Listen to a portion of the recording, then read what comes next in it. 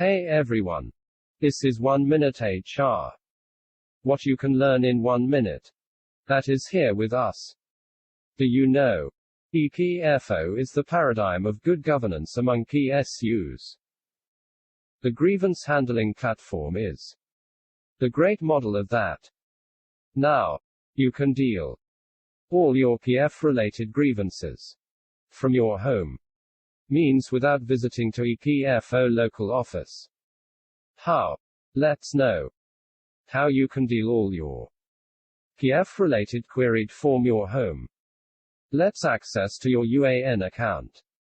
For that you have to go to EPFO official website. Okay. Let's go to the screen. Click through services.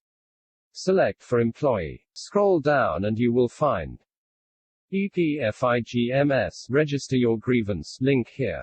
Access the link. You will be directed to the grievance handling interface. Read the full details first. Mention here. Now, see the header banner. Here are mentioned 5 clickable interfaces for registering grievance. Open the Register Grievance interface. Check status. Click on PF member. Mark your UAN here with capture number mentioned. After it will ask for OTP. OTP will be sent to your register mobile number with EPFO. Fill the OTP and submit. Fill out the further required details: gender, address, locality, province, state and PIN code, alternate contact number. Also don't forget to mark the capture mentioned here. Select the PF number to lodge grievance against. Then choose your grievance is related to PF office or employer or other here. Then select the grievance category. What is your issue related to? After write a concrete issue you are facing about and since. Then upload a PDF file of your grievance.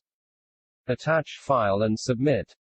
You will receive a complaint number on your register number with action status.